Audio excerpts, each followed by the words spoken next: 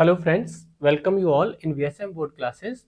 In today's lecture, we are going to discuss some important question from chemical bonding from prospective IITG and NEET examination. So we are going to start with our first question.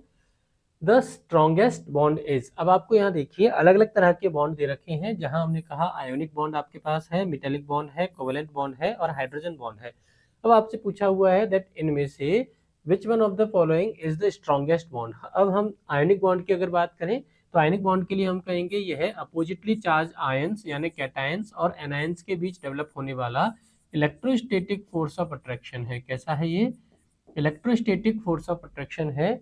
और metallic bond की अगर हम बात करें तो हम जानते हैं दैट अगर हम किसी मेटल की क्रिस्टलाइन लैटिस स्ट्रक्चर को कंसीडर करें, मेटल एम की क्रिस्टलाइन लैटिस स्ट्रक्चर को कंसीडर करें तो यहाँ पर बहुत सारे मेटल एटम्स हैं और ये मेटल एटम्स जो हैं जिनके पास में फ्री इलेक्ट्रॉन प्रेजेंट होते हैं, ये फ्री इलेक्ट्रॉन रिलीज करके मेटल कैटायन और यहाँ पर इनके बहुत सारे फ्री इलेक्ट्रॉन्स प्रेजेंट होते हैं। तो अब ये जो मेटल कैटायन इन इलेक्ट्रॉनों के क्लाउड में जो यहाँ पर डूबा हुआ है, सबमर्ज्ड है, तो इनके बीच में जो फोर्स ऑफ अट्रैक्शन डेवलप होता है इसको अपन बोलते हैं मेटेलिक बॉन्ड। ऐसे ही कोवेलेंट बॉन्ड की अगर हम बात करें तो कोवेलेंट बॉन्ड में हम कहेंगे दैट टू एटम ए और बी, ये दोनों एटम आपस में कम से कम एक एक इलेक्ट्रॉन की शेयरिंग करते हैं। जहां पर इलेक्ट्रॉनों की शेयरिंग हो रही है, इक्वल शेयरिंग ऑफ इलेक्ट्रॉन हो रहे हैं, ऐसे जो बॉन्ड बनेगा उसको हम कोवेलेंट बॉन्ड बोल देते हैं। और हाइड्रोजन बॉन्ड की अगर हम बात करें तो हाइड्रोजन बॉन्ड में हम कहते हैं कि एक मॉलिक्यूल है और यहाँ हमारे पास में दूसरा मॉलिक्यूल है। इन दो मॉलिक्यूल्स के बीच में जो electrostatic force of attraction develop होता है, जहां पर किसी भी तरह की कोई इलेक्ट्रॉनों की शेयरिंग नहीं होती, जहां शर्त है कि ये जो एटम है वो आपके हाई इलेक्ट्रोनेगेटिव एलिमेंट होने चाहिए, हाई इलेक्ट्रोनेगेटिव एटम होने चाहिए, जैसे फ्लोरीन, ऑक्सीजन या नाइट्रोजन अगर है तो ये जो बॉन्ड डेवलप हुआ है इसको अपन हाइड्रोजन बॉन्ड की कैटेगरी में कैटेगराइज करते हैं। अब किसी भी बॉन्ड की अगर बॉन्ड स्ट्रेंथ हमें कंसीडर करनी है तो उस बॉन्ड स्ट्रेंथ को हम उसकी बॉन्ड एनर्जी के द्वारा कंसीडर कर सकते हैं, जहां हम कहेंगे कि किसी भी बॉन्ड की बॉन्ड एनर्जी जितनी ज़्यादा होगी उसकी स्ट्रेंथ भी उतनी ही ज़्यादा हो जाएगी। तो अगर बॉन्ड एनर्जी इंक्रीज होती है तो बॉन्ड स्ट्रेंथ भी आपकी बढ़ जाती है। तो इन सभी बॉन्ड्स में हम कंसीडर करें तो आयोनिक बॉन्ड जो हमारा है वो इलेक्ट्रोस्टैटिक टाइप का फोर्स ऑफ अट्रैक्शन होता है, जिसकी बॉन्ड स्ट्रेंथ सबसे ज़्यादा हमारी हो जाती है। That means option number A आपके लिए इस प्रश्न का सही आंसर हो जाएगा। नेक्स्ट सेकेंड क्वेश्चन देखें, विच of the following is an electrovalent linkage. अब आपसे पूछा हुआ है कि इनमें से वो कौन सा है जिसमें इलेक्ट्रोवैलेंट लिंकेज यानी आयोनिक बॉन्ड टाइप की बॉन्डिंग प्रेजेंट होती है। अब आयनिक बॉन्ड के लिए हम जनरल कंसीडर करें कि आयनिक बॉन्ड अगर बनते हैं तो ये अपोजिट चार्ज आयंस के बीच में डेवलप होने वाला इलेक्ट्रोस्टैटिक फोर्स ऑफ अट्रैक्शन है, यानी कैटायन ए प्लस और एनायन बी माइनस के बीच बनने वाला इलेक्ट्रोस्टैटिक फोर्स ऑफ अट्रैक्शन है, जहां कैटायन ए प्लस जनरली मेटल एटम का होता है। तो मेटल जो होगा वो कैटायन बनाएगा और नॉन मेटल जो है वो एनायन बनाएगी। तो मेटल का कैटायन और नॉन मेटल के एनायन के बीच में लगने वाला इलेक्ट्रोस्टैटिक फोर्स ऑफ अट्रैक्शन क्या कहलाता है? इलेक्ट्रोवैलेंट लिंकेज कहलाता है। तो कंसीडर करें, यहाँ हमारे पास में जो एग्जांपल दिए हुए हैं BF3CH4 SiCl4, इसमें हम देख रहे हैं कि हमारे पास में या तो ये मेटेलॉइड है या तो ये हमारे मेटलॉइड्स हैं, यानी मेटल और नॉन मेटल दोनों के कैरेक्टर रखने वाले एलिमेंट हैं, जैसे बोरॉन, कार्बन, सिलिकॉन। हम देखें केवल मैग्नीशियम जो है उसी में हमारे पास में एक मेटल एलिमेंट यहाँ पर हमें गिवन है, बाकी क्लोरीन हमारा नॉन मेटल एलिमेंट है। तो मैग्नीशियम मेटल एलिमेंट कैटायन +2 बनाएगा और ये क्लोराइड एनायन के साथ में जो फोर्स ऑफ अट्रैक्शन रखता है वो फोर्स ऑफ अट्रैक्शन हमारा इलेक्ट्रोस्टैटिक फोर्स ऑफ अट्रैक्शन कहलाएगा। That means option number D हमारे इस क्वेश्चन के लिए करेक्ट आंसर हो जाएगा। नेक्स्ट देखिए, bond formed in crystal by anion and cation is. अब आपको यहाँ दिया हुआ है, देखिए क्रिस्टल में हमसे पूछा हुआ है, तो सबसे पहले हम कंसीडर करें कि क्रिस्टल क्या होते हैं। तो हम कहेंगे दैट क्रिस्टल्स जो होते हैं उनमें कैटायन और एनायन एक रेगुलर पैटर्न में अरेंज होते हैं। तो जब ये रेगुलर पैटर्न में अरेंज होने वाले सॉलिड जब बनेंगे जिनकी हाई स्ट्रक्चर जो आपको देखने को मिलेगी, जिसमें रेगुलरिटी या पैटर्न डेवलप हो जाता है, तो इस प्रकार से बने हुए जो कंपाउंड्स हैं उनको अपन क्रिस्टल लैटिस के रूप में डिफाइन करते हैं। क्या कहते हैं इन्हें? क्रिस्टल लैटिस कहते हैं। जैसे हम आयोनिक कंपाउंड सोडियम क्लोराइड की अगर बात करें तो सोडियम क्लोराइड की क्रिस्टल लैटिस स्ट्रक्चर में हम कहेंगे कि सोडियम कैटायन और क्लोराइड एनायन पाए जाते हैं, जहां chloride FCC crystalline unit cell और सोडियम कैटायन जो है वो ऑक्टाहेड्रल वॉइड में फिट होते हैं। किसमें? ऑक्टाहेड्रल वॉइड में फिट हो जाते हैं।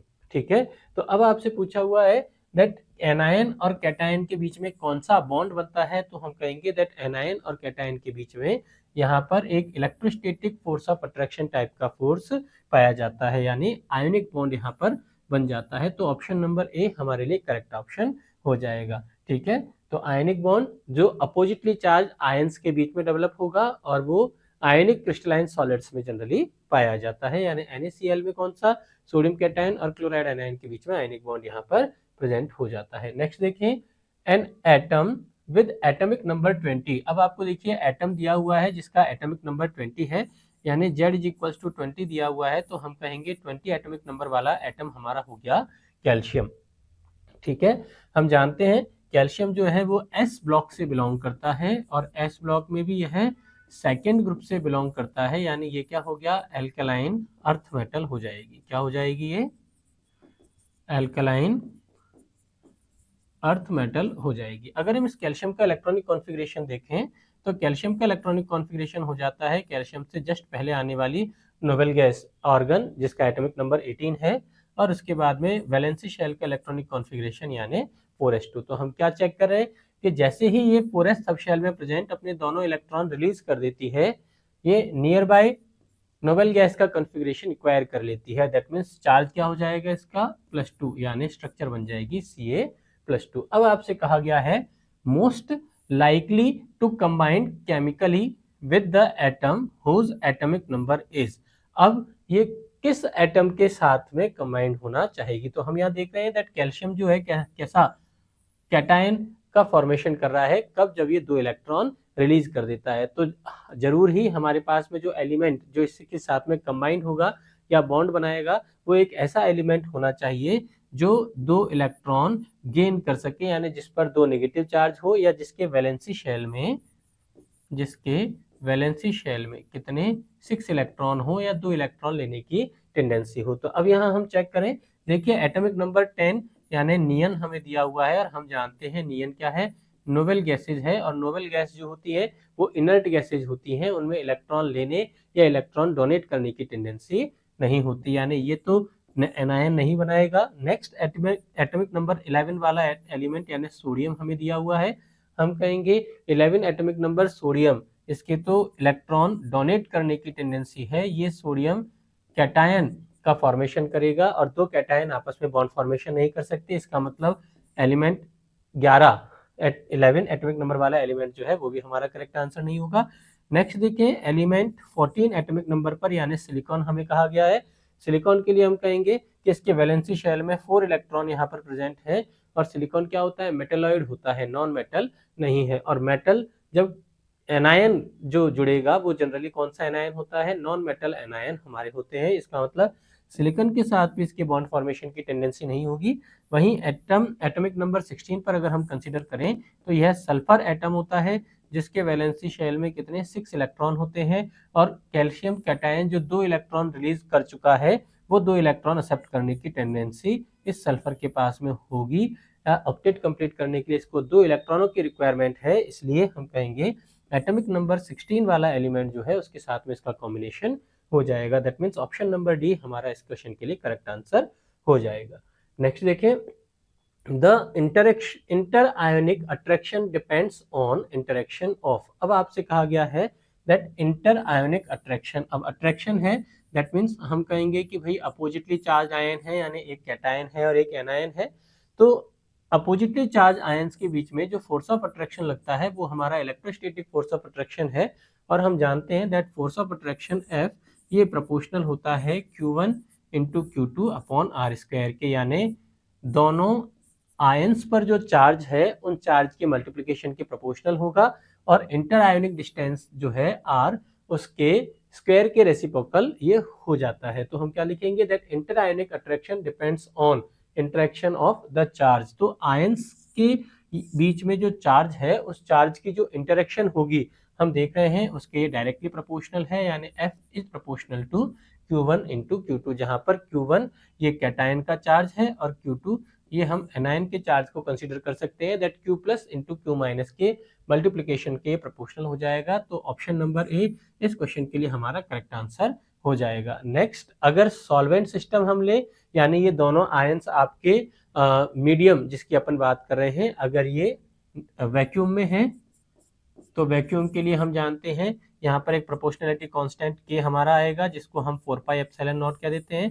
तो ये वैक्यूम के लिए हमारी परमिटिबिलिटी है जिसको अपन एप्सिलॉन नॉट से रिप्रेजेंट कर रहे हैं, और जैसे जैसे मीडियम आता जाएगा वैसे वैसे ये फोर्स जो है हमारा कम होता चला जाएगा। तो ये डिपेंड किस पे करेगा, दो अपोजिटली चार्ज आयंस के बीच में होने वाली इंटरेक्शन पर डिपेंड करेगा और उनके चार्ज पर डिपेंड करता है, यानी ऑप्शन नंबर ए हमारे लिए इसका करेक्ट आंसर हो जाएगा। नेक्स्ट देखें, which one is least soluble. अब आपसे पूछा हुआ है कि इनमें से वो कौन है जो लीस्ट सॉल्युबल है, जिसकी सॉल्युबिलिटी सबसे कम होती है। देखिए, जब आपसे कोई सॉल्वेंट का नाम नहीं दे तो हम यूनिवर्सल सॉल्वेंट की बात करते हैं, और यूनिवर्सल सॉल्वेंट कौन सा होगा हमारा, यूनिवर्सल सॉल्वेंट की तरह हम एक सॉल्वेंट को काम में लेते हैं जिसको हम कह देते हैं वाटर। अब इसको यूनिवर्सल सॉल्वेंट क्यों बोलते हैं, क्योंकि एक तो इसकी अवेलेबिलिटी बहुत ज़्यादा है, दैट हम जानते हैं हमारी जो अर्थ है उसका अराउंड 80% पार्ट जो है वो केवल पानी का बना हुआ है, यानी वाटर है। प्लस सेकंड, अगर हम इसके डाई इलेक्ट्रिक कांस्टेंट की बात करें, किसकी, डाई इलेक्ट्रिक कांस्टेंट की बात करें, तो वो बहुत ज़्यादा होता है, मैक्सिमम होता है 81। सभी जितने भी सॉल्वेंट हैं उनमें मैक्सिमम 81 इसका डाइलेक्ट्रिक कांस्टेंट है, और इसका डाइलेक्ट्रिक कांस्टेंट मैक्सिमम होने की वजह से ये क्या है, एक गुड सॉल्वेंट सिस्टम की तरह बिहेव कर सकता है। तो अब आपसे पूछा है कि इनमें से लीस्ट सॉल्युबल कौन सा है। तो देखिए, सॉल्युबिलिटी अगर हमें चेक करनी है तो हमें सबसे पहले दो फैक्टर कंसीडर करने पड़ेंगे कि अगर मान लीजिए हमारे पास में एक कंपाउंड है AB और मुझे इसको वाटर में डिसॉल्व करना है और इसका सॉल्यूशन बनाना है, तो देखिए सॉल्यूशन बनाएंगे तो कुल मिलाकर हमारे दो तरह के प्रोसेस होते हैं। प्रोसेस नंबर एक, जहां पर हम कहेंगे दैट AB जो है इसका डिसोसिएशन होगा अपने कंपोनेंट्स कैटायन A+ और एनायन B- में, और इसके डिसोसिएशन के लिए हमें कुछ एनर्जी चाहिएगी, that is endothermic process, energy required होती है, इवन एनर्जी मान लीजिए हमें चाहिए। सेकंड, हम कहेंगे कि ये वाटर मॉलिक्यूल्स जो हैं, इन वाटर मॉलिक्यूल्स में भी आपस में क्या होता है, हाइड्रोजन बॉन्डिंग पाई जाती है, और एक वाटर मॉलिक्यूल अपने नियर बाई 4 वाटर मॉलिक्यूल से 4 हाइड्रोजन बॉन्डिंग द्वारा अटैच होता है, और ये हाइड्रोजन बॉन्डिंग के लिए जो अणु जुड़े हुए हैं, हमें इस हाइड्रोजन बॉन्डिंग को डिसोसिएट करने के लिए भी कुछ एनर्जी रिक्वायर्ड होगी। दैट मीन्स हम कहेंगे दैट AB को A+ और B- में डिसोसिएट करना है, उसके लिए एनर्जी E1, और वाटर मॉलिक्यूल्स में हमें जो हाइड्रोजन बॉन्ड है उनको भी तोड़ना है, जिसके लिए हमारी रिक्वायर्ड एनर्जी है E2। ये दोनों E1 और E2 जो हैं वो आपके एंडोथर्मिक प्रोसेस हैं, यानी इनके लिए क्या होगा, एनर्जी एब्जॉर्ब होती है। सेकेंड, जब हम इस आयनिक कंपाउंड को वाटर मॉलिक्यूल में डिसॉल्व करेंगे, तो वाटर में देखिए हम जानते हैं दैट वाटर जो है आपका पोलर मॉलिक्यूल है, जिसमें ऑक्सीजन जो होता है आपका पार्शियली नेगेटिव पोल और हाइड्रोजन जो है वो पॉजिटिव पोल होता है। तो जब वाटर मॉलिक्यूल इस कैटायन के चारों तरफ अरेंज होंगे तो यहाँ क्या होगा, वाटर मॉलिक्यूल जब कैटायन के चारों तरफ अरेंज होते हैं तो ऑक्सीजन का नेगेटिव पोल इस कैटायन A+ के पॉजिटिव पोल को चारों तरफ से घेर लेता है, जिस प्रोसेस को अपन बोलते हैं सॉल्वेशन, अगर ये सॉल्वेंट कोई और है। लेकिन अगर सॉल्वेंट का नाम वाटर है तो हम इसको हाइड्रेशन बोलेंगे। तो इस प्रोसेस में क्या होगा, यहाँ पर कुछ एनर्जी रिलीज होती है, यानी ये वाला जो प्रोसेस है वो आपका एक्सोथर्मिक प्रोसेस होता है। और इसी तरह से अब ये जो एनायन B- है, ये वाटर के पॉजिटिव पोल यानी हाइड्रोजन पोल के द्वारा चारों तरफ से घेर लिया जाता है, सराउंडेड हो जाता है। इस प्रोसेस को अपन सॉल्वेशन बोलेंगे। तो देखिए, कुल मिलाकर दो तरह के हमारे प्रोसेस हो रहे हैं। पहले प्रोसेस में हमें एनर्जी एब्जॉर्ब करनी पड़ती है, यानी सिस्टम एनर्जी एब्जॉर्ब करता है, दैट प्रोसेस इज एंडोथर्मिक। और सेकंड प्रोसेस में एनर्जी रिलीज हो रही है, यानी ये वाला जो प्रोसेस है एक्सोथर्मिक हो जाता है। If total released energy value, यदि हम कहें टोटल रिलीज होने वाली एनर्जी वैल्यू, यानी एक्सोथर्मिक प्रोसेस में जो एनर्जी है उसका वैल्यू एंडोथर्मिक प्रोसेस में जो रिक्वायर्ड एनर्जी है उससे ज्यादा है, देन सिस्टम के लिए एनर्जी ओवरऑल रिलीज होगी। ऐसे सिस्टम के लिए डेल्टा G का वैल्यू नेगेटिव होगा और सॉल्युबिलिटी मैक्सिमम हो जाती है। ठीक है, तो अगर किसी भी कंपाउंड को सॉल्युबल होना है तो कुल मिलाकर क्या होना पड़ेगा, एक्सोथर्मिक प्रोसेस में एनर्जी रिलीज होनी ज़्यादा चाहिए और एंडोथर्मिक प्रोसेस में जो एब्जॉर्ब एनर्जी है उसका वैल्यू कंपैरेटिवली कम होना चाहिए। अब देखिए हमें यहाँ पर जो कंपाउंड दिए गए हैं, अगर हम इन चारों कंपाउंड को कंसिडर करें तो सब में देख रहे हैं कि हम एनायन हमारा कांस्टेंट है फ्लोराइड, और कैटायन जो है वो सारे के सारे कैटायन अपने एल्केलाइन अर्थ मेटल यानी ग्रुप 2 से बिलोंग करते हैं। ये आपके बेरिलियम, मैग्नीशियम, कैल्शियम, स्ट्रोंशियम जो कैटायन है वो किससे, पीरियोडिक टेबल के ग्रुप नंबर 2 से बिलोंग करते हैं, और ये हैं आपके सारे के सारे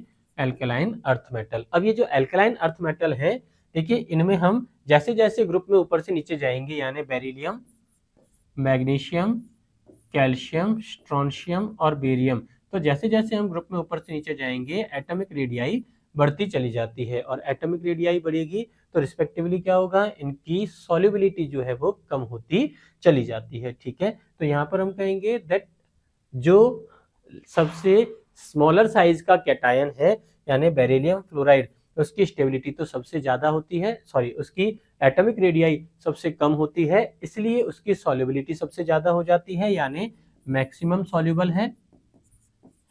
और उसके बाद में जैसे जैसे कैटायन की रेडियाई बढ़ती जाती है यानी मैग्नीशियम, कैल्शियम, स्ट्रोंशियम, बोरियम की हम अगर बात करें तो ग्रुप में ऊपर से नीचे जाने पर इनकी सॉल्युबिलिटी वाटर में कम होती चली जाती है, यानी मैग्नीशियम लेस सॉल्युबल है, कैल्शियम उससे कम यानी लीस्ट सॉल्युबल है, और स्ट्रोंशियम ये सबसे कम सॉल्युबल होता है या फिर हम कहें इनसॉल्युबल तक होते चले जाते हैं। तो आपसे यहाँ पर लीस्ट सॉल्युबल पूछा हुआ है, हम कहेंगे दैट ग्रुप में नीचे आने वाला हैलाइड जो है, कैटायन का हैलाइड जो है वो लीस्ट सॉल्युबल होता है, दैट मींस स्ट्रोंशियम क्लोराइड हमारे इस क्वेश्चन के लिए करेक्ट आंसर हो जाएगा। क्यों होता है लीस्ट सॉल्युबल, क्योंकि यहाँ पर लैटिस एनर्जी का वैल्यू हाई होने की वजह से स्ट्रोंशियम कैटायन को फ्लोराइड एनायन से डिसोसिएट होने के लिए एंडोथर्मिक प्रोसेस में हाई एनर्जी रिक्वायर्ड होती है। कितनी हाई एनर्जी रिक्वायर्ड है, और अगर रिक्वायर्ड एनर्जी का वैल्यू रिलीज होने वाली एनर्जी वैल्यू से ज्यादा होगी तो कभी भी सिस्टम सॉल्युबल नहीं होगा। तो ऑप्शन नंबर ए इस प्रश्न के लिए हमारा करेक्ट आंसर हो जाएगा। नेक्स्ट देखिए, two element have electron negativity of 1.2 and 3.0। अब देखिए आपको हमें यहाँ पर मान लीजिए हमने कहा कि दो एलिमेंट दिए गए हैं, एलिमेंट ए और एलिमेंट बी, जिनका इलेक्ट्रॉन नेगेटिविटी रिस्पेक्टिवली आपको दे रखा है 1.2 और 3.0। ठीक है, और आपसे पूछा हुआ है the bond formed between them would be. अब इन दोनों एटम के बीच में अगर कोई बॉन्ड बनता है तो वो बॉन्ड कैसा होगा, क्या यह कोवैलेंट है या ये आयनिक है। तो देखिए किसी भी बॉन्ड, दो एटम के बीच में बनने वाले किसी भी बॉन्ड की अगर हमें पहचान करनी है तो उसका आइडेंटिफिकेशन हम डेल्टा ई के वैल्यू पर कर सकते हैं। ठीक है, जहां हमें याद रखना है कि दो एलिमेंट के बीच बनने वाले बॉन्ड की नेचर को डिफाइन करने के लिए हमें उनका डेल्टा ई किस पर, पॉलिंग स्केल पर निकालना होगा। डेल्टा ई किस पर, पॉलिंग स्केल पर निकालना होगा, जहां हम जानते हैं कि अगर डेल्टा ई का वैल्यू 1.7 से, डेल्टा ई का वैल्यू 1.7 से लेस है, delta E is less than 1.7 है, तो बनने वाला बॉन्ड जो है वो कोवेलेंट बॉन्ड होगा। कितना, कैसा हो जाएगा, कोवेलेंट बॉन्ड होगा। और अगर डेल्टा ई का वैल्यू 1.7 से ग्रेटर है यानी 1.8, 1.9, तो ये जो बॉन्ड होगा वो आयोनिक बॉन्ड हो जाएगा। और अगर डेल्टा ई का वैल्यू 1.7 है तो हम कहेंगे दिए गए बॉन्ड में 50% करेक्टर कोवेलेंट बॉन्ड के और 50% करेक्टर आयोनिक बॉन्ड के होंगे। ठीक है, जैसे जैसे डेल्टा ई डिक्रीज होता चला जाएगा, डेल्टा ई डिक्रीज होगा तो कोवेलेंट बॉन्ड के करेक्टर बढ़ेंगे, और अगर डेल्टा ई इंक्रीज होगा तो फिर आयोनिक बॉन्ड के करेक्टर इंप्रूव होते चले जाएंगे। अब देखिए इस क्वेश्चन में हमें ए का इलेक्ट्रॉन नेगेटिविटी दिया हुआ है 1.2 और बी के लिए गिवन है 3.0, तो दोनों का इलेक्ट्रॉन नेगेटिविटी डिफरेंस ये हमारा हो जाएगा 1.8, और जब इलेक्ट्रॉन नेगेटिविटी डिफरेंस 1.8 आया यानी ये किससे 1.7 से ग्रेटर है, तो क्या हो जाएगा, आयोनिक बॉन्ड के करेक्टर ज्यादा हो जाएंगे, यानी दोनों एटम्स के बीच बनने वाला बॉन्ड क्या हो जाएगा, आयोनिक नेचर का हो जाएगा। ऑप्शन नंबर ए इस क्वेश्चन के लिए हमारा करेक्ट आंसर हो जाता है। नेक्स्ट देखें, which one is least ionic in the following compound. अब आपसे लीस्ट आयोनिक पूछा हुआ है, कैसे एक्सप्लेन करेंगे, तो देखिए हम यहाँ पर चेक करें हमें जो काउंटर आयन या एनायन दिए हुए हैं वो सभी में सेम है, और वो कौन सा है, हमारा क्लोराइड एनायन है। और हम क्लोराइड एनायन की अगर इलेक्ट्रॉन नेगेटिविटी की बात करें तो हम कहेंगे दैट क्लोराइड एटम यह ग्रुप नंबर 17 से बिलोंग करता है, और पॉलिंग स्केल पर इसकी इलेक्ट्रॉन नेगेटिविटी होती है 3.0। ठीक है। ऐसे अगर हम अदर एलिमेंट की बात करें जैसे पोटेशियम, ये हमारा एस ब्लॉक का एलिमेंट है, फर्स्ट ग्रुप से बिलोंग करेगा। ठीक है। ऐसे ही अगर हम सिल्वर की बात करें तो हम सिल्वर को जानते हैं, ये ट्रांजिशन मेटल एलिमेंट है, 11th ग्रुप में आता है, ये हमारा सिल्वर हो जाएगा। बेरियम की बात करें तो बेरियम यह सेकंड ग्रुप से बिलोंग करेगा, और सेकंड ग्रुप में भी यह कहाँ, सबसे पहले बेरिलियम सेकंड ग्रुप के सेकंड पीरियड से, उसके बाद में मैग्नीशियम, फिर कैल्शियम, और उसके बाद में स्ट्रोंशियम और बेरियम, यानी 6th पीरियड से बिलोंग करेगा आपका बेरियम, और कैल्शियम यह 4th पीरियड से बिलोंग करेगा। ठीक है। तो देखिए एलिमेंट Cl इसकी पोजीशन फिक्स है, और इलेक्ट्रॉन नेगेटिविटी का अगर हम ट्रेंड देखें तो हम कहेंगे एलिमेंट के बीच में जैसे जैसे हम पीरियोडिक टेबल में लेफ्ट से राइट साइड में मूव कर रहे हैं, जैसे जैसे हम लेफ्ट से राइट साइड में मूव कर रहे हैं, इलेक्ट्रॉन नेगेटिविटी जो है वो बढ़ता जा रहा है। अगर इलेक्ट्रॉन नेगेटिविटी बढ़ेगा तो यहाँ पर हम कहेंगे इलेक्ट्रॉन नेगेटिविटी का जो डिफरेंस है डेल्टा EN जो है वो कम होता चला जाएगा, यानी दो एलिमेंट जैसे क्लोरीन और पोटेशियम जो सबसे ज्यादा दूरी पर है, उनके बीच का इलेक्ट्रॉन नेगेटिविटी डिफरेंस सबसे ज्यादा होगा। अगर उनका इलेक्ट्रॉन नेगेटिविटी डिफरेंस सबसे ज्यादा होगा तो हाईएस्ट आयोनिक करेक्टर आपको पोटेशियम क्लोराइड में देखने को मिलेंगे।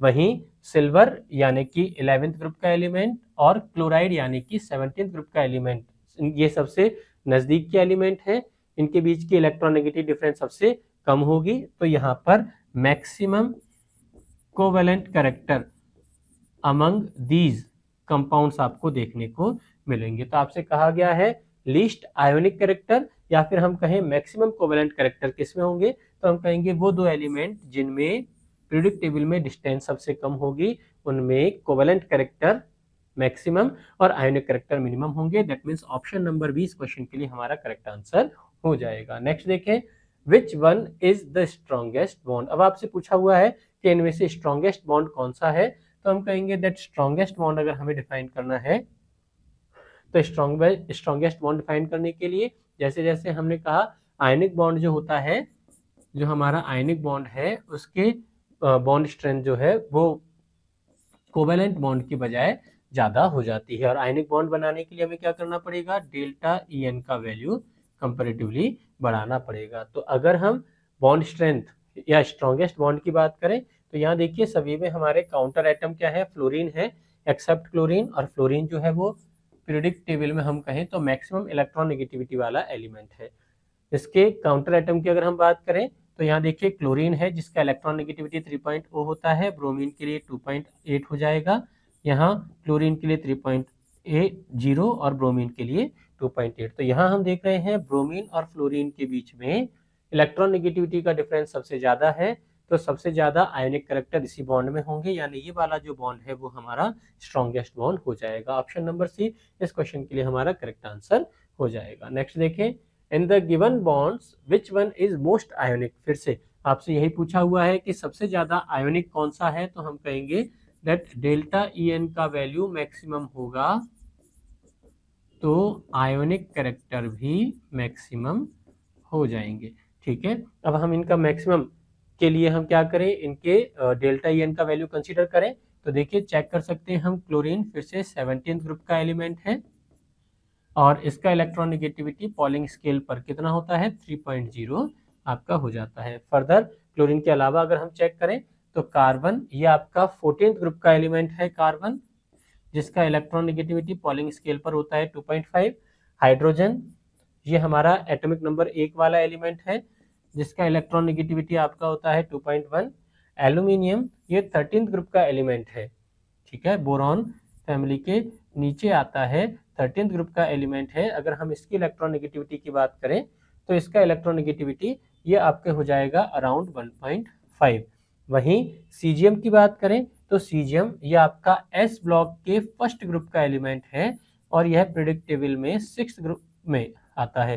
ठीक है, तो फिर से हम देख रहे हैं दैट सीजियम और क्लोरीन ये मैक्सिमम डिस्टेंस पर प्रेजेंट एलिमेंट हैं, यानी इनके लिए डेल्टा ई एन का वैल्यू क्या हो जाएगा, मैक्सिमम हो जाएगा, और जिसके लिए डेल्टा ई एन का वैल्यू मैक्सिमम होगा उसमें आयोनिक करेक्टर भी क्या हो जाएंगे, मैक्सिमम हो जाएंगे। यानी ऑप्शन नंबर डी हमारे इस क्वेश्चन के लिए करेक्ट आंसर हो जाएगा। नेक्स्ट देखें, विच of the following has highest melting point. अब देखिए आपसे यहाँ पर 4 अलग अलग कंपाउंड दिए गए हैं, बेरिलियम, बेरियम, मैग्नीशियम और कैल्शियम के बने हुए। तो अगर हम इन सभी कंपाउंड्स में देखें तो यहाँ हमारा काउंटर आयन यानी एनायन जो है वो सेम है, और ये सारे के सारे जो इनके कैटायन हैं, चाहे वो बेरिलियम हो, चाहे वो मैग्नीशियम हो, चाहे वो कैल्शियम हो, स्ट्रोंशियम और बेरियम हो, ये सारे के सारे कैटायन जो है वो सेकंड ग्रुप से अपने बिलोंग करते हैं। पीरियोडिक टेबल के सेकंड ग्रुप यानी alkaline earth metal S block के एलिमेंट हैं, जिनको अपन क्या कह देते हैं, एल्कलाइन अर्थ मेटल हम इनको कह देते हैं। तो ये सभी एल्कलाइन अर्थ मेटल के हैलाइड्स यानी क्लोराइड्स हैं। अगर हम इनके मेल्टिंग पॉइंट को कंसीडर करें, जहां हम जानते हैं मेल्टिंग पॉइंट क्या होता है, दैट मेल्टिंग पॉइंट यानी एक ऐसा टेम्परेचर जिस पर कोई कंपाउंड अपनी सॉलिड स्टेट से लिक्विड स्टेट में कन्वर्ट अगर हो जाता है तो उस टेम्परेचर को हम मेल्टिंग पॉइंट कहेंगे। तो हम क्या कहेंगे दैट अगर हम एस ब्लॉक के एलिमेंट्स लें तो इन एस ब्लॉक के एलिमेंट्स में सेकेंड ग्रुप की अगर अपन बात कर रहे हैं, एल्कलाइन अर्थ मेटल की अगर हम बात करते हैं, तो ग्रुप में अप टू डाउन जाने पर रिस्पेक्टिव एल्काइल हैलाइड के लिए इनके मेल्टिंग पॉइंट जो है वो इंक्रीज होते चले जाते हैं, यानी मेल्टिंग पॉइंट बढ़ते चले जाते हैं। यानी कि बेरिलियम जो है उसमें कोवेलेंट कैरेक्टर ज्यादा होंगे, जबकि ऊपर से नीचे आने पर हम क्या देख रहे हैं, आयोनिक कैरेक्टर आपके बढ़ते जा रहे हैं। बेरिलियम इसका तो देखिए एटॉमिक रेडियाई भी बहुत कम होता है, प्लस इसकी चार्ज डेंसिटी क्यू अगर हम निकालें, क्यू इस पर 2 है प्लस का 2 चार्ज, और इसका रेडियाई जो है वो आपकी कितनी है, वो भी सबसे कम होती है। इसलिए इसकी अगर हम चार्ज डेंसिटी को कंसीडर करें तो इसकी चार्ज डेंसिटी ये सभी जो अपने कैटायन हैं उनमें सबसे ज्यादा होगी, और चार्ज डेंसिटी ज्यादा होने से क्या होगा, कोवेलेंट कैरेक्टर बढ़ जाएंगे और आयनिक कैरेक्टर कम होते चले जाएंगे। जैसे जैसे कोवेलेंट कैरेक्टर बढ़ेंगे मेल्टिंग पॉइंट जो है वो कंपैरेटिवली कम हो जाएगा, और आयनिक बॉन्ड वाले कंपाउंड्स का मेल्टिंग पॉइंट जो है वो ज्यादा होता है। तो सबसे ज्यादा मेल्टिंग पॉइंट किसका, जिसमें सबसे ज्यादा आयोनिक कैरेक्टर होंगे, और सबसे ज्यादा आयोनिक कैरेक्टर किसमें, बेरिलियम में। इसलिए ऑप्शन नंबर ए इस क्वेश्चन का हमारा सबसे करेक्ट आंसर हो जाएगा। यानी बेरियम का जो क्लोराइड है वो मोस्ट हाईएस्ट मेल्टिंग पॉइंट वाला आपका कंपाउंड हो जाएगा। ऑप्शन नंबर ए हमारा यहाँ पर करेक्ट हो जाएगा। नेक्स्ट देखें, which compound has electrovalent bond. ये जो कंपाउंड है उनमें से किस कंपाउंड में इलेक्ट्रोवैलेंट यानी कि आयोनिक बॉन्ड आपको पाया जाता है, वो यहाँ पर पूछा हुआ है। तो देखिए हम कहेंगे दैट कार्बन और क्लोरीन के बीच में, जहाँ कार्बन वैलेंसी शेल में 4 इलेक्ट्रॉन और यह क्लोरीन के 1 इलेक्ट्रॉन के साथ में इलेक्ट्रॉन शेयरिंग कर लेगा, यानी 4 कोवेलेंट सिग्मा बॉन्ड यहाँ पर बन गए। तो ये सारे के सारे क्या हैं, कोवेलेंट बॉन्ड हैं आपके। ऐसे ही हाइड्रोजन पेरोक्साइड H2O2 की अब बात करें तो हम कहेंगे दैट हाइड्रोजन ऑक्सीजन के साथ, फिर ऑक्सीजन दूसरे ऑक्सीजन एटम के साथ, और फिर ऑक्सीजन हाइड्रोजन के साथ में यहाँ पर 3 कोवेलेंट बॉन्ड का फॉर्मेशन आपका हो जाता है। सोडियम ब्रोमाइड की अगर हम बात करें तो यहाँ देखिए सोडियम मेटल कैटायन है, ब्रोमाइड नॉन मेटल एनायन है, और मेटल कैटायन का नॉन मेटल एनायन के साथ जनरली बना बॉन्ड जो होता है वो हमेशा क्या होगा, आयनिक बॉन्ड होगा। जिसमें भी हम कंसीडर कर रहे हैं सोडियम को, क्या है ये एस ब्लॉक का मेटल एलिमेंट है, क्या बनाएगा, जनरली आयनिक बॉन्ड ही फॉर्मेशन करेगा। यानी ऑप्शन नंबर सी इस क्वेश्चन के लिए हमारा करेक्ट आंसर हो जाएगा। बाकी CH Cl3 यानी क्लोरोफॉर्म की अगर हम बात करें तो यहाँ कार्बन हाइड्रोजन के बीच में 1 कोवेलेंट बॉन्ड, और ऐसे ही कार्बन क्लोरीन के बीच में 3 सिग्मा बॉन्ड या 3 कोवेलेंट बॉन्ड यहाँ पर प्रेजेंट होंगे। तो सोडियम ब्रोमाइड ये इकलौता हमारा कंपाउंड है जिसमें क्या आयनिक बॉन्ड के कैरेक्टर पाए जाते हैं। नेक्स्ट देखें, which substance will have highest boiling point. अब आपको यहाँ पूछा हुआ है कि कौन सा ऐसा सब्सटेंस है जिसका बॉइलिंग पॉइंट सबसे ज्यादा होगा, that means the temperature at which a substance changes from its liquid to gaseous state, यानी लिक्विड से गैसियस स्टेट में चेंज होने वाला टेम्परेचर हमसे पूछा हुआ है। तो देखिए हीलियम, ये तो हम जानते हैं नोबल गैस होती है, रूम टेम्परेचर पे ही गैस होती है, वॉन डेर वाल फोर्स इसमें पाया जाएगा। इसका मतलब इसके लिए तो मिनिमम हम कह सकते हैं दैट बॉइलिंग पॉइंट होगा। ऐसे ही अमोनिया, ये भी आपकी रूम टेम्परेचर पे गैस होती है। क्लोरोफॉर्म, ये भी हम जानते हैं गैस है। तो ये तीनों तो फिजिकल स्टेट गैस है। वहीं सीजियम फ्लोराइड की अगर अपन बात करें तो सीजियम फ्लोराइड में देखिए सीजियम मेटल कैटायन है एस ब्लॉक का, और फ्लोराइड जो है वो आपका हैलाइड एनायन होता है। That means oppositely charge ions के बीच में फोर्स बनेगा, आयोनिक बॉन्ड के करैक्टर बढ़ जाएंगे, इसलिए इसका बॉइलिंग पॉइंट सबसे ज्यादा हो जाएगा। That means option number B यहाँ पर हमारा करेक्ट आंसर हो जाएगा। नेक्स्ट देखिए, which of the following compounds of chlorine contain both ionic and covalent bond. अब आपसे यहाँ पूछा हुआ है दैट कोवेलेंट और आयनिक दोनों ही बॉन्ड पाए जाते हैं क्लोरीन का, ऐसा कौन सा कंपाउंड है? चेक करें तो फास्फोरस नॉन मेटल है, ये 15th ग्रुप से बिलोंग करता है, जिसके वैलेंसी शेल में 5 इलेक्ट्रॉन है, और क्लोरीन के 3 इलेक्ट्रॉनों के साथ में 3 क्लोरीन एटम यहाँ कोवेलेंट बॉन्ड बना लेंगे, यानी केवल सिग्मा बॉन्ड कोवेलेंट बॉन्ड पाया जाता है, इसमें आयनिक बॉन्ड नहीं होता। सोडियम क्लोराइड की अगर हम बात करें तो हम जानते हैं सोडियम एक इलेक्ट्रॉन रिलीज करके सोडियम कैटायन बनेगा, क्लोरीन एक इलेक्ट्रॉन एक्सेप्ट करके क्लोराइड एनायन बनेगा, और इनके बीच में आयोनिक बॉन्ड पाया जाएगा, कोवेलेंट बॉन्ड यहाँ पर नहीं होता। ऐसे ही POCl3 फास्फोनियम क्लोराइड की अगर हम बात करें तो यहाँ पर फास्फोरस ये ऑक्सीजन के साथ में एक डबल बॉन्ड बना लेगा, इसमें ऑक्टेट का एक्सपेंशन हो जाता है, क्योंकि फास्फोरस किससे? 3rd ग्रुप से बिलोंग करता है, जिसका वैलेंसी शेल 3 है, और इसके पास 3s 3p के साथ में वेकेंट 3d भी प्रेजेंट होता है। वहीं 3 क्लोरीन के साथ में 3 कोवेलेंट बॉन्ड बना रहा है।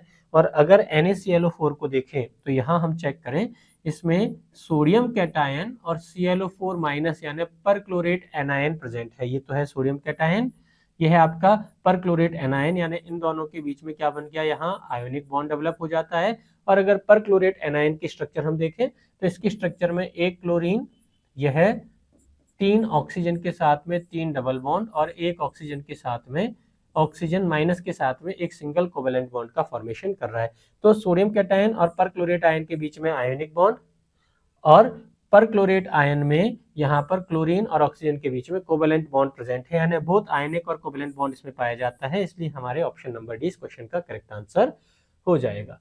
नेक्स्ट देखें, विच of the following compound is ionic. अब आपसे पूछा हुआ है कि इनमें से कौन सा कंपाउंड आयोनिक होगा, तो आयोनिक कंपाउंड के लिए हम कहेंगे मेटल का कैटायन होना चाहिए और नॉन मेटल का एनायन होना चाहिए, और इनके बीच में इलेक्ट्रोस्टैटिक फोर्स ऑफ अट्रैक्शन होना चाहिए। अब यहाँ हाइड्रोजन को कंसीडर करें, हाइड्रोजन तो हम जानते हैं नॉन मेटेलिक होता है, दोनों एटम्स के बीच में किसी तरह का कोई इलेक्ट्रॉन का एक्सचेंज नहीं होगा, प्लस माइनस आयन नहीं आएगा, इसका मतलब ये तो आपका प्योर कोवेलेंट बॉन्ड है। पोटेशियम ये मेटल कैटायन है, आयोडीन ये नॉन मेटल का एनायन है, इनके बीच में आयोनिक बॉन्ड हमारा हो जाएगा, यानी ऑप्शन नंबर बी इस क्वेश्चन के लिए हमारा करेक्ट आंसर है। कार्बन ये देखिए पीरियोडिक टेबल में लगभग मिड में आता है, इसके वैलेंसी शेल में 4 इलेक्ट्रॉन हैं, और ये 4 हाइड्रोजन के साथ में 4 कोवेलेंट बॉन्ड बना सकता है, 4 सिग्मा बॉन्ड यहाँ पर फॉर्मेशन हो जाएंगे, यानी ये भी आपका क्या है? कोवेलेंट कंपाउंड है। और डायमंड, अगर हम इसकी स्ट्रक्चर देखें तो डायमंड की स्ट्रक्चर में एक कार्बन जिसकी 4 फ्री वैलेंसी हैं, ये 4 अदर कार्बन एटम के साथ में 4 कोवेलेंट बॉन्ड का फॉर्मेशन कर लेगा, यानी डायमंड भी आपका क्या हो जाएगा? कोवेलेंट कंपाउंड हो जाएगा। तो केवल पोटेशियम आयोडाइड है जिसमें आयनिक बॉन्ड प्रेजेंट होगा, यानी ऑप्शन नंबर बी इस क्वेश्चन के लिए हमारा करेक्ट आंसर हो जाएगा। नेक्स्ट देखिए, what is the effect of more electronegative atom on the strength of ionic bond. अब आपसे पूछा हुआ है दैट आयोनिक बॉन्ड की स्ट्रेंथ पर इलेक्ट्रोनेगेटिव एटम की इलेक्ट्रोनेगेटिविटी का क्या इफेक्ट पड़ेगा। तो हमने कहा दैट आयोनिक बॉन्ड होने के लिए एलिमेंट ए और एलिमेंट बी की इलेक्ट्रॉन नेगेटिविटी का डिफरेंस यानी डेल्टा EN का वैल्यू ग्रेटर देन और इक्वल्स टू 1.7 होना चाहिए। अगर ये 1.7 से ग्रेटर होता जाएगा तो आयोनिक करैक्टर क्या होंगे? बढ़ते चले जाएंगे। ये वैल्यू जैसे जैसे बढ़ेगा आयोनिक करैक्टर बढ़ते चले जाएंगे। तो अब एलिमेंट ए की मान लीजिए इलेक्ट्रॉन नेगेटिविटी हमने कांस्टेंट कर दी, और यहाँ पर एलिमेंट बी हम ऐसा लें जिसका इलेक्ट्रॉन नेगेटिविटी बढ़ता जा रहा है। तो अगर इलेक्ट्रॉन नेगेटिविटी बढ़ेगा तो इलेक्ट्रॉन नेगेटिविटी में डिफरेंस भी बढ़ेगा, और जैसे जैसे डिफरेंस बढ़ेगा आयोनिक करैक्टर भी क्या होंगे? बढ़ते चले जाएंगे, यानी आयोनिक बॉन्ड की स्ट्रेंथ भी क्या होगी? इंक्रीज होती चली जाएगी। तो ऑप्शन नंबर ए हमारा इस क्वेश्चन के लिए करेक्ट आंसर हो जाएगा। तो effect of more electronegative element, हम कहेंगे इलेक्ट्रोनेगेटिव एलिमेंट की इलेक्ट्रोनेगेटिविटी बढ़ाओ, उससे क्या होगा? डेल्टा EN इंक्रीज होगा, और डेल्टा EN इंक्रीज होगा तो आयोनिक करैक्टर बढ़ते चले जाएंगे। ऑप्शन नंबर ए इस क्वेश्चन के लिए हमारा करेक्ट आंसर हो जाएगा। नेक्स्ट देखें, which compound will have electrovalent bonding. अब आपसे पूछा हुआ है कि इनमें से वो कौन सा कंपाउंड है जिसमें इलेक्ट्रोवैलेंट बॉन्डिंग यानी आयोनिक बॉन्डिंग पाई जाती है। चेक करें दैट वाटर हमें दिया हुआ है, जहां हम जानते हैं वाटर में एक हाइड्रोजन एटम दूसरे ऑक्सीजन एटम के साथ में कोवैलेंट बॉन्ड द्वारा जुड़ा हुआ है, जहां एक हाइड्रोजन अपना एक इलेक्ट्रॉन ऑक्सीजन के वैलेंसी शेल के एक इलेक्ट्रॉन के साथ शेयर कर लेगा। एंड सो द अमोनिया, जिसमें नाइट्रोजन जिसके वैलेंसी शेल में 5 इलेक्ट्रॉन है, ये 3 हाइड्रोजन के साथ में एक एक इलेक्ट्रॉन शेयर करके 3 कोवैलेंट बॉन्ड बना लेते हैं। ऐसे ही अगर हम क्लोरोमीथेन की बात करें, दैट क्लोरोमीथेन यानी आपका हो जाएगा CH3Cl। यहाँ पर कार्बन और क्लोरीन के बीच में एक इलेक्ट्रॉन की शेयरिंग है और कार्बन और हाइड्रोजन के बीच में एक एक इलेक्ट्रॉन की शेयरिंग है, यानी कार्बन टोटल कितने 4 कोवैलेंट बॉन्ड, जिनमें से 3 हाइड्रोजन के साथ और एक क्लोरीन के साथ यहाँ बना रहे हैं। और यहाँ हम चेक करें कैल्शियम क्लोराइड, जिसमें हम क्या देख रहे हैं, कैल्शियम हमारा मेटल कैटायन है +2 चार्ज वाला, और क्लोराइड ये हमारा नॉन मेटल का एनायन है -1 चार्ज वाला।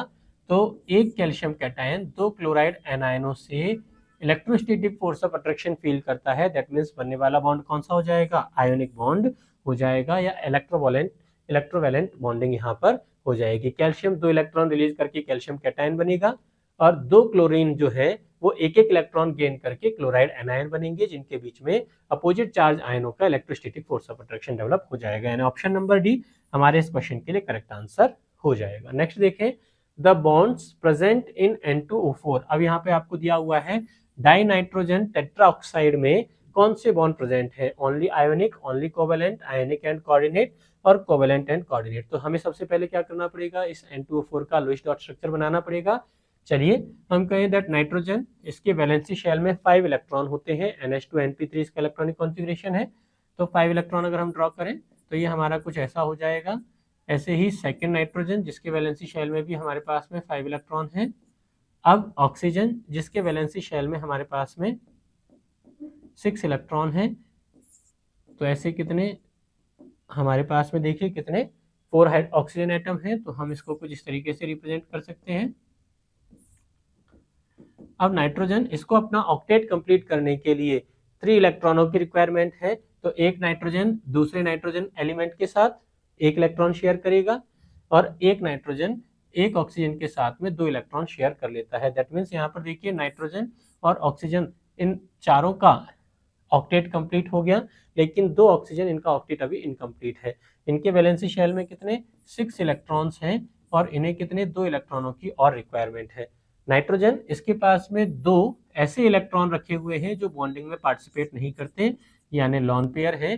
तो ये दोनों नाइट्रोजन क्या करेंगे, इस ऑक्सीजन को अपना लॉन पेयर शेयर कर लेते हैं। तो जब शेयरिंग के दोनों इलेक्ट्रॉन एक ही एटम द्वारा शेयर किए जाते हैं, तो इस तरह से जो बॉन्ड बनेगा उसको हम बोलेंगे कोऑर्डिनेशन बॉन्ड। कौन सा बॉन्ड, कोऑर्डिनेशन बॉन्ड। बाकी नाइट्रोजन और नाइट्रोजन के बीच में जो बॉन्ड बना है वो आपका हो जाएगा कोवैलेंट बॉन्ड, जहां पर इन्होंने इलेक्ट्रॉन शेयरिंग किया है। और नाइट्रोजन और ऑक्सीजन के बीच में जो बॉन्ड बने हैं वे भी आपके कोवैलेंट बॉन्ड हो जाएंगे। यानी आयनिक बॉन्ड इसमें कहीं नहीं है, इसमें या तो कोवैलेंट बॉन्ड होता है किसके बीच में, नाइट्रोजन नाइट्रोजन और नाइट्रोजन ऑक्सीजन के बीच में, या फिर कोऑर्डिनेशन बॉन्ड होता है जिसमें शेयरिंग पेयर के दोनों इलेक्ट्रॉन नाइट्रोजन एलिमेंट के द्वारा ही शेयर किए गए हैं। That means option number D इस क्वेश्चन के लिए हमारा करेक्ट आंसर हो जाएगा। नेक्स्ट देखें, विच of the following is least ionic. अब आपसे पूछा हुआ है कि इनमें से लीस्ट आयोनिक, सबसे कम आयोनिक कैरेक्टर वाला कंपाउंड कौन सा है।